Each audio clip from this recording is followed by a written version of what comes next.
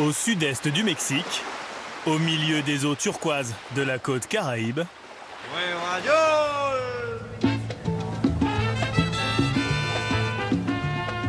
Julie et Miguel Cerquera ont mis le cap il y a un peu plus d'1 an vers une nouvelle vie.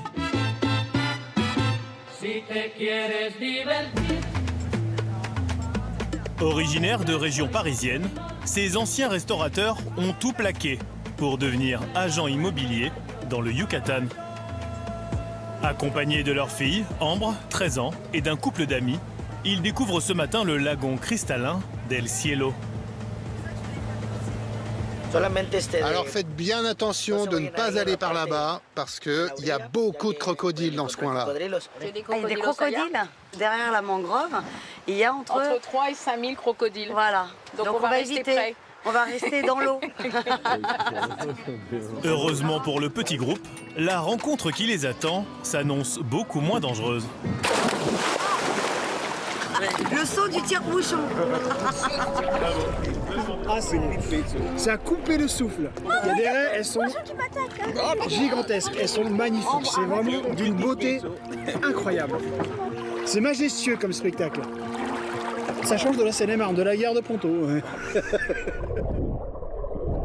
Nager avec les raies, un dimanche matin, pour Julie et Miguel, un moment loin de leur quotidien en France.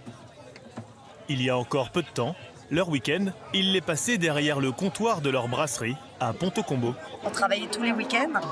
Donc déjà ça, c'est un grand changement pour nous. De pouvoir s'octroyer des jours de repos dans des cadres magnifiques, ça change tout. À notre nouvelle vie. Des plages paradisiaques, des pyramides mayas millénaires et des merveilles géologiques, la péninsule du Yucatan, au sud-est du Mexique, est considérée comme une des plus belles régions du pays. Une des plus dynamiques aussi. Avec 20 millions de touristes et de réelles opportunités professionnelles, elle attire plusieurs milliers de Français chaque année, comme Julie et Miguel, les anciens restaurateurs. Le couple a fait le pari fou de tout recommencer au Mexique, dans l'immobilier. Nous ne sommes pas ici en vacances, nous sommes ici vraiment pour travailler. Donc notre objectif, c'est vraiment de vendre. Cette année, ils se lancent sur les biens de prestige. Simon Suarez, lui, est guide touristique. Avec sa compagne Jessica, il est à la tête d'une agence de voyage 100% francophone. C'est les derniers efforts. Son défi pour cette nouvelle saison, repenser tous ses itinéraires pour séduire toujours plus de clients. Pour que tout soit parfait pour de la clientèle française, c'est quelque chose qui est très difficile, on y arrive, mais c'est beaucoup de pression de notre côté. Juliette Jouffroy est organisatrice de mariage. Installée à Tulum, elle va devoir assurer lors du plus beau jour de la vie de ses clients, et ce, malgré les imprévus. Mais non, c'est pas la bonne musique! Moïse Sfez est un restaurateur à succès. Son nouveau challenge, se lancer dans le tacos en France. Il vient tout juste d'atterrir et il a 48 heures chrono pour trouver la meilleure recette et s'en inspirer. C'est complètement un marathon de la bouffe. Pourquoi tous ces Français ont-ils misé sur le Mexique? La région du Yucatan est-elle vraiment l'Eldorado qu'ils imaginent? Nous vous emmenons à la découverte de ceux qui ont fait le choix de tout plaquer pour s'installer dans ce paradis tropical.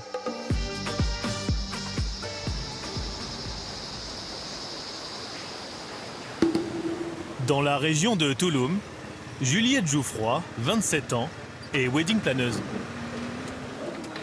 Coucou! Comment ça va? Ça va et toi? Très bien, merci. Comme toutes les semaines, c'est dans cette boulangerie qu'elle retrouve son meilleur ami Adrien. C'est bon, je pense que je vais aller commander un petit croissant à l'intérieur. Si l'ancienne parisienne a changé de vie, elle a gardé certaines habitudes bien françaises. Bonjour, Bonjour, comment allez-vous? bienvenue. Je vais vous prendre un comme ça, s'il vous plaît, et une brioche au chocolat. Et ce sera tout, merci. Et voici. C'est compliqué à Toulouse de trouver des bonnes viennoiseries en règle générale. On a le croissant parisien avec le beau temps de Toulouse, donc c'est plutôt agréable. Aussi bon et même un peu moins cher qu'en France. 2 boissons et 2 viennoiseries, 105 pesos, soit 5 €. Bon, mais bon appétit. Bon app. Hein. Et si Juliette se retrouve aujourd'hui attablée à une terrasse de café au Mexique, délicieux. Ça fait du bien. son meilleur ami Adrien n'y est pas pour rien. Il est venu à Toulouse en premier pour investir dans l'immobilier. J'ai réussi à la convaincre de me rejoindre. Et du coup, je suis venue avec mes valises. Et voilà, je suis jamais repartie. Arrivée ici il y a 4 ans avec un diplôme d'école de commerce en poche, elle s'est lancée dans le business du mariage. Merci beaucoup. Je t'en prie. Pour ce petit café. Bon courage pour le mariage. Ouais, merci beaucoup. Et en ce moment, la saison des cérémonies bat son plein. Pas de temps à perdre, Juliette est attendue à 15 minutes de là, au cœur de la zone hôtelière de Tulum. Un paradis du mariage, parmi les plus populaires au monde. Ici, des milliers d'unions sont célébrées chaque année. Michael, tu commences. Par ici, s'il te plaît. Ok. Un marché très concurrentiel, dans lequel Juliette, la française, tente de se faire une place. Et là, je vais tout droit? À gauche, s'il te plaît. Ah, juste au milieu, là? Exactement. Ensuite, on a Shelly et Eduardo. Aujourd'hui, on fait la répétition de la cérémonie. Comme ils ont beaucoup de demoiselles et de garçons d'honneur, on a besoin de voir comment ils vont marcher, avec qui ils vont marcher, donc former les groupes. C'est pour ça qu'on est obligé de voir que tout est en ordre avant le grand jour pour que le timing soit bien respecté. Lexi et Scott sont originaires de Dallas, au Texas. Mais c'est au cœur de la jungle mexicaine qu'ils ont choisi de se dire oui. On est super excités. C'est à Tulum qu'on s'est dit « je t'aime » pour la première fois. Donc c'est très spécial pour nous. Et c'est monsieur qui l'a dit en premier, n'est-ce pas? Ouais, bien sûr, j'étais le premier. Oui, c'est lui. Merci. Alors la French Touch de Juliette séduira-t-elle les Américains? Plus que quelques heures avant la cérémonie.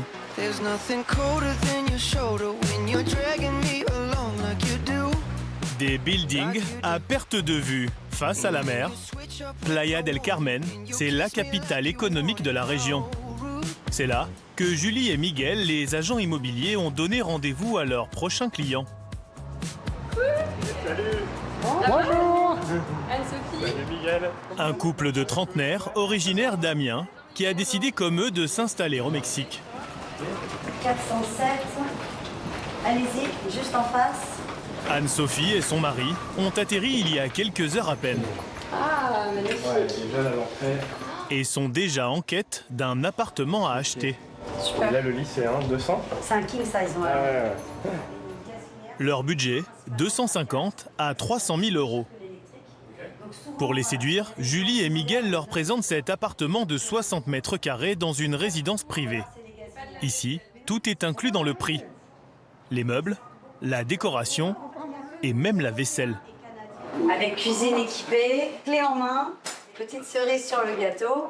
Voilà. Tadam. Voilà comment on vous accueille au Mexique. C'est hyper pratique pour nous parce que là, on vient d'arriver pour s'installer, donc on a pris seulement nos valises avec nos affaires personnelles. Ça nous évite d'avoir un investissement en plus. Ça semble bien parti pour Julie et Miguel, mais pour décrocher la vente, il faut faire vite. Car au Mexique, l'exclusivité n'existe pas. Ici, chaque bien peut être vendu par n'importe quel agent immobilier. Donc c'est le premier qui vend qui prend. Voilà. Donc voilà, donc c'est un petit peu plus concurrentiel.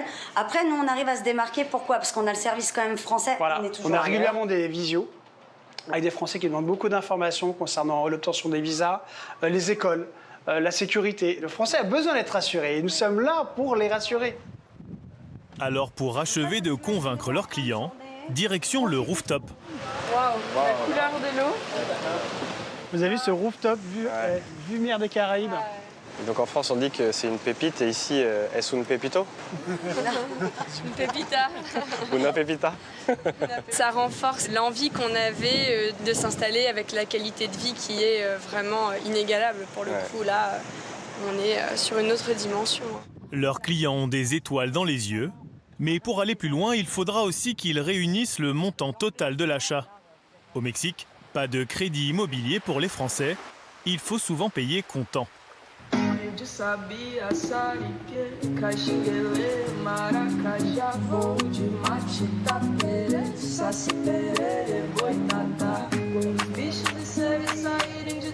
Quitter la France pour aller trouver le succès au Mexique, Simon Suarez, 35 ans, l'a fait. Avec sa compagne mexicaine, Jessica, il est à la tête d'une agence de voyage 100% francophone. Une affaire qui tourne bien. Audrey, je reviens vers vous pour vous confirmer que c'est bon du coup pour les 3 dates. Vous Très bien même. 8 personnes plus les valises, ça sera le même prix. Alors tous les jours, Simon enchaîne les messages vocaux pour ses clients français. C'est le double du prix. En pilote automatique. Sur WhatsApp. À tout à l'heure, merci beaucoup. Il y a une différence forcément avec le fuseau horaire. De chez nous, en gros, de 9h du matin jusqu'à midi, c'est du non-stop. Et pour démarrer cette nouvelle saison touristique, Simon et Jessica se sont lancés un défi ambitieux. Ils ont repensé intégralement leurs itinéraires.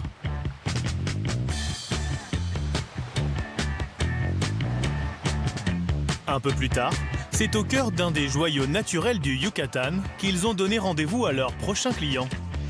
Salut, comment ça va? Comment ça va, Christophe? Bien. Bacalar, au sud de la péninsule. Une lagune paradisiaque connue pour ses 7 nuances de bleu.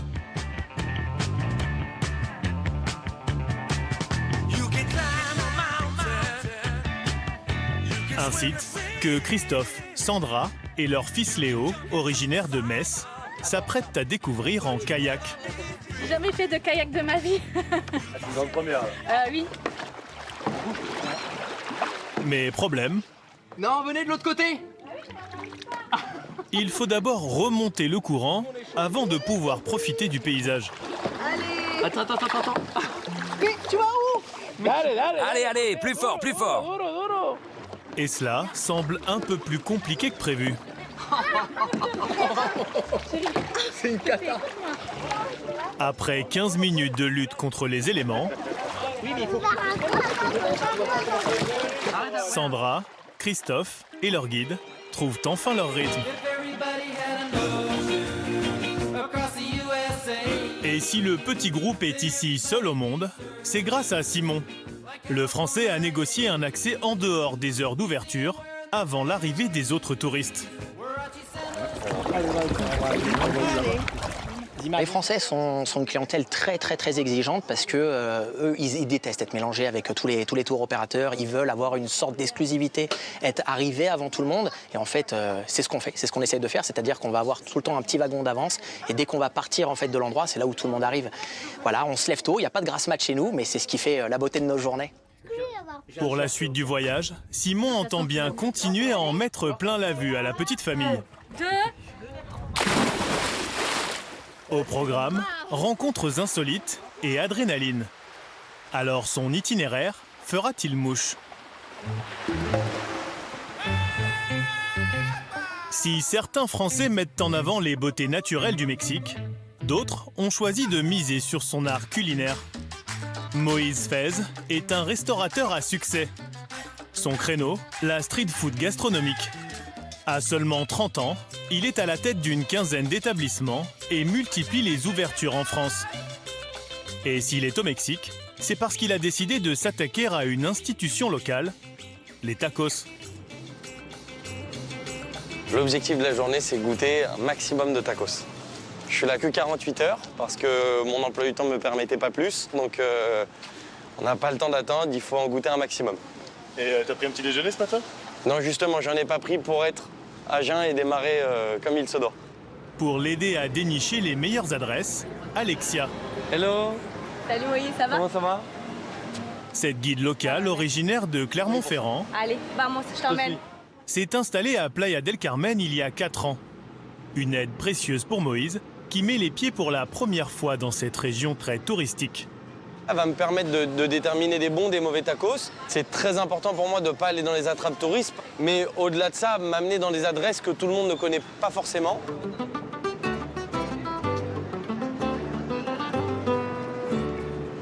Ah mais oui, c'est celui-là, pardon. Premier arrêt dans ce restaurant de quartier. Mais il va falloir patienter un peu avant d'entrer. déjà réservé un vrai accueil. Hein. J'ai l'impression que c'est mon anniversaire. À l'intérieur, pas de gâteau au menu pour Moïse, mais des tacos. Et voici la tostada de thon. Muchísimas gracias. La tostada. Avocat, sésame, le thon et le poireau frit. Ça a l'air quand même pas mal du tout. Gracias. Au Mexique, le taco, c'est le plat populaire par excellence. Une galette de maïs garnie à la viande, aux légumes ou aux poissons comme ici dans les Caraïbes. De 1 à 3 € l'unité, il se mange n'importe où, n'importe quand et à toutes les sauces. Ça, c'est une petite huile d'habanero. Ça arrache. Les tacos, un marché qui pèserait ici plus de 2,5 milliards d'euros. De quoi faire rêver l'entrepreneur français. Je suis convaincu que ce style de cuisine va plaire. Et j'y vois un potentiel, mais à retravailler.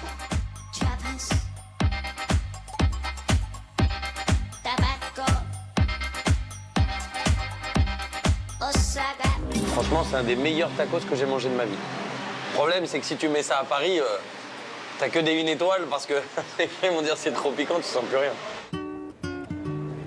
Mais Moïse n'est pas venu ici uniquement pour manger. S'il veut vendre des tacos en France, il va falloir en maîtriser toutes les étapes. À commencer par la fabrication de la tortilla. Ce qu'on dit au Mexique, c'est que si t'arrives à faire gonfler la tortilla, t'es bon à marier. Eh oui. Bon bah du coup, je suis prêt. Voilà. En fin de journée, Alexia tient à lui montrer un dernier établissement. Ce stand de rue, derrière un parking de supermarché, a priori, pas une pépite, a priori seulement.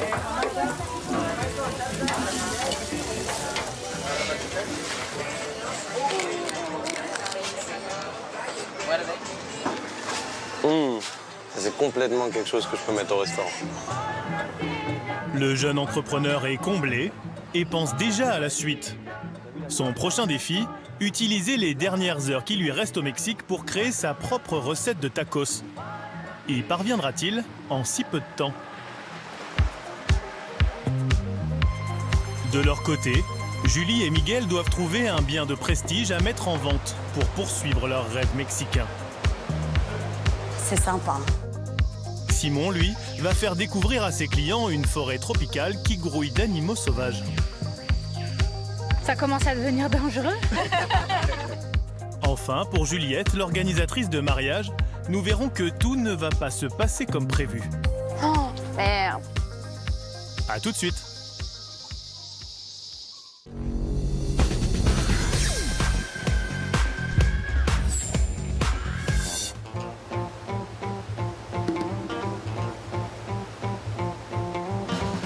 À Tulum, au bord de la mer des Caraïbes, le grand moment approche pour Juliette, l'organisatrice de mariage. Mais la journée commence avec un petit imprévu. Bonjour tout le monde, ça va? La mariée n'est pas dans son assiette. Alors Juliette vient à sa rescousse. Lexi, je vous ai apporté une boisson hydratante. C'est parfum pomme. Ça devrait vous faire du bien. Là, je suis passée pour lui donner un petit électrolyte, parce qu'elle a été un petit peu malade dans la nuit, donc pour qu'elle puisse bien s'hydrater avant le mariage. Tu sais, des fois, il y a beaucoup de sauces épicées. Forcément, quand tu n'es pas trop habitué, ça peut te remuer l'estomac. C'est des choses qui arrivent. La mariée rassurée, Juliette peut passer à la partie logistique. 1, 2, 3, 4, 5, 6, 7, et j'ai que 14 donc. Ce soir, une cinquantaine d'invités est attendue dans ce restaurant au milieu de la jungle.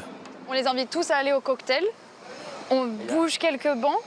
Budget total, environ 40 000 €. Juliette doit coordonner une vingtaine de prestataires en même temps. C'est normal que ce soit de l'autre côté, ça? Non, ça va aller. La jeune femme court partout. On passe par la jungle? Même le déjeuner se fait au pas de charge. Avec tout le rush du mariage, tout qui s'accélère, j'ai pas encore eu le temps de prendre ma petite pause déj. J'ai mon petit sandwich que je vais manger en allant d'un lieu à l'autre.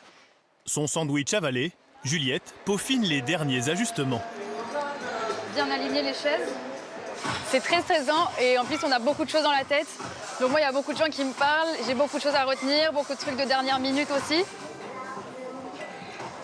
Il est 16h, la cérémonie démarre dans quelques minutes. Changement de tenue pour Juliette et son équipe, mais tout à coup... Oh, merde. Les invités sont déjà en route. Pour la wedding planeuse, c'est le pire des scénarios. Non, là, c'est pas de chance. On avait tout monté, donc il a fallu qu'on enlève tous les drapages sur les bancs, qu'on enlève les bougies électriques qu'on avait sur les escaliers. Donc ça nous a fait courir. Et forcément, ça va nous retarder pour la cérémonie. Je sais pas quand est-ce que ça va passer, sauf que les gens vont commencer à arriver dans une dizaine de minutes. Alors la pluie viendra-t-elle gâcher la fête? Juliette n'a plus qu'une poignée de minutes pour réagir. Stranger.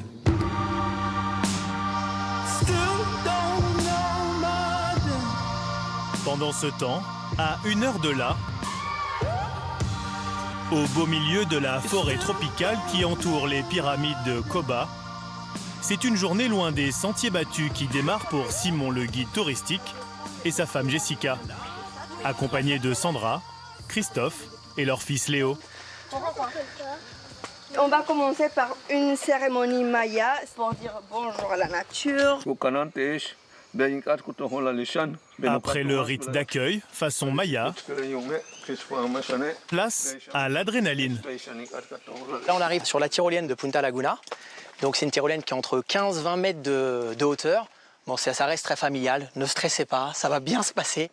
Une perspective qui n'a pas l'air d'enchanter Christophe.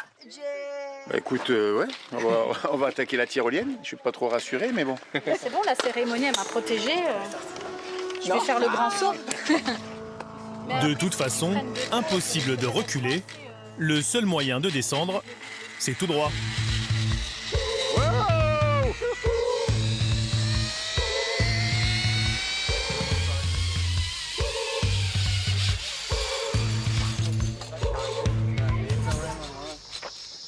J'avais une appréhension, mais franchement, c'est trop le kiff. Et la petite famille n'a encore rien vu. Cette forêt de 5000 hectares abrite également une faune exceptionnelle. Toucans, pumas, serpents ou encore quelques primates. Là, on va se diriger, là, on arrive sur la zone là où il y a les singes hurleurs, vous entendez? Waouh, c'est impressionnant. Ouais, donc là, on est à une 50aine de mètres, et là, quand ils crient comme ça, c'est qu'ils sont plusieurs. Oh, j'adore. Regarde, il y a le petit Ah bébé ouais, il y a là-bas. un bébé magnifique. La maman. Tu le vois, Léo, le bébé?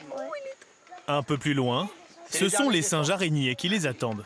Je vais essayer de les faire venir un petit peu plus proche de nous. Alors c'est un bruit un petit peu particulier, mais ça fonctionne, c'est le plus important.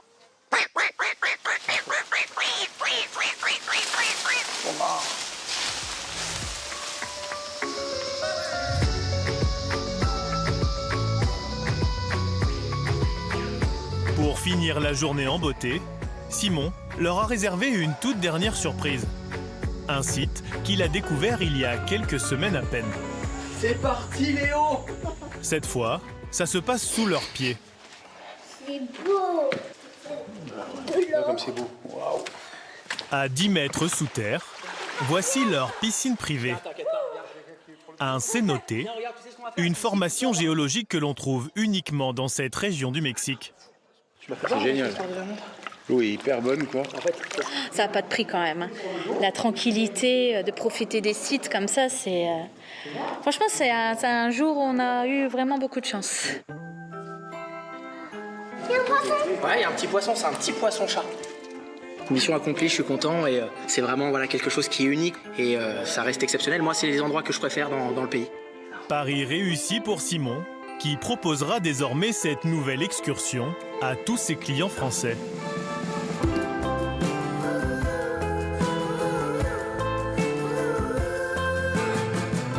Retour sur la côte Caraïbe, dans le village d'Akumal, qui signifie en maya « là où pondent les tortues marines ».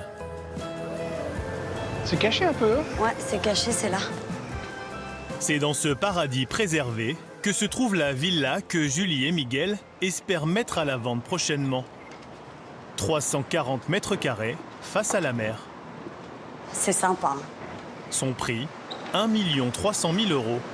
Et à la clé pour eux, une commission d'environ 80 000 €. Alors ça, moi, c'est mon rêve. Une maison en bord de mer, ouais. Ouverte directement là, sur la plage. Jusqu'ici, ils n'ont vu cette maison que sur photo. Pour être sûr d'avoir les bons arguments de vente, le couple doit s'approprier les lieux. Alors, à peine arrivé, ils passent la maison au peigne fin. Il y a un problème avec la porte d'entrée. Pourquoi? Je peux pas l'ouvrir plus. Ah, Miguel. Ah ouais? Je crois que c'est la dalle de béton qui doit se lever. Alors, soit le bois l'a travaillé, ou soit il y a un problème d'infiltration au niveau du sol. Avec l'air salin, il faut un entretien quotidien. Oui. Et ça, c'est très important. C'est vrai que les maisons au bord de mer demandent plus d'entretien. À l'étage, quelques fissures et des raccords encore visibles. On voit que le plafond a été refait. Des défauts qui n'empêcheront pas le couple de miser sur cette propriété. Dès demain, ils mettront l'annonce en ligne. Ce type de bien nous donne aussi un peu plus de confiance en nous donne un niveau différent au niveau professionnel. Et ça nous permet aussi de voir l'avenir au niveau personnel. Parce que voilà, on fait construire notre maison, on veut rester ici. On n'imagine pas repartir en France. Pour les anciens restaurateurs franciliens, signer une maison comme celle-ci, c'est aussi le moyen de poursuivre leur rêve mexicain.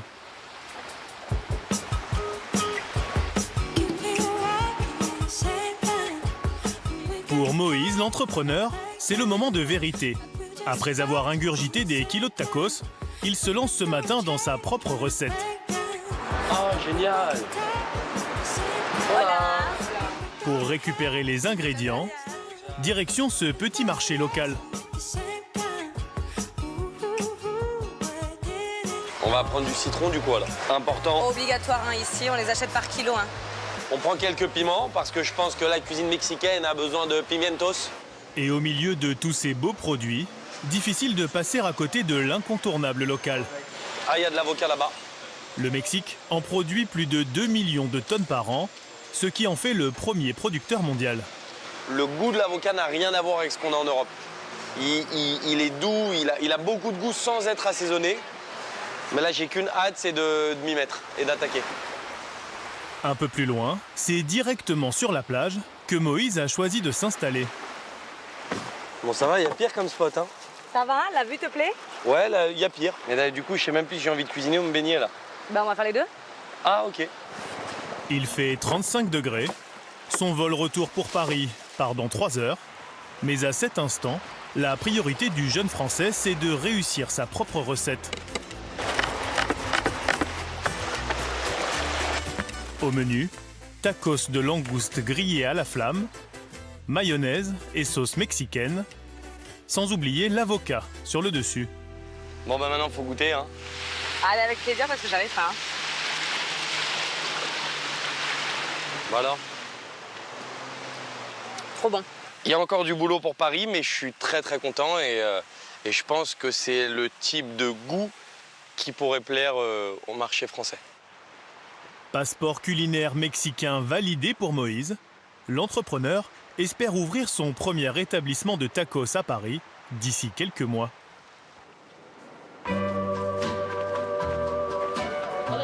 À Tulum, la grosse averse vient tout juste de passer. Quelques minutes à peine, suffisantes pour bousculer le planning du mariage. Pour Juliette et ses équipes, il faut à nouveau tout installer. Là en 4e vitesse, oui, parce que on essaye de faire un peu en dernière minute tous les ajustements. Donc ouais, c'est un petit peu pénible. Juste à temps, les premiers invités sont là. Bonjour tout le monde. Je suis désolée, nous avons eu un peu de pluie. Oui, on a vu. On se l'est prise, oui.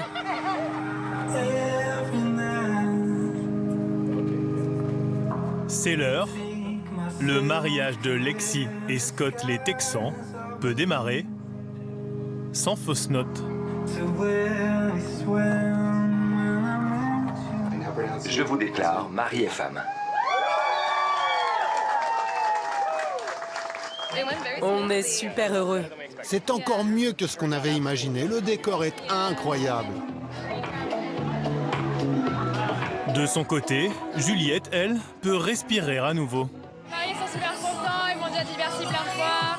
La famille aussi m'ont beaucoup remercié, donc là, très contente. Et pour la Française, le répit sera de courte durée. Dès demain, elle organise une nouvelle cérémonie. À Touloum, la saison des mariages vient tout juste de commencer.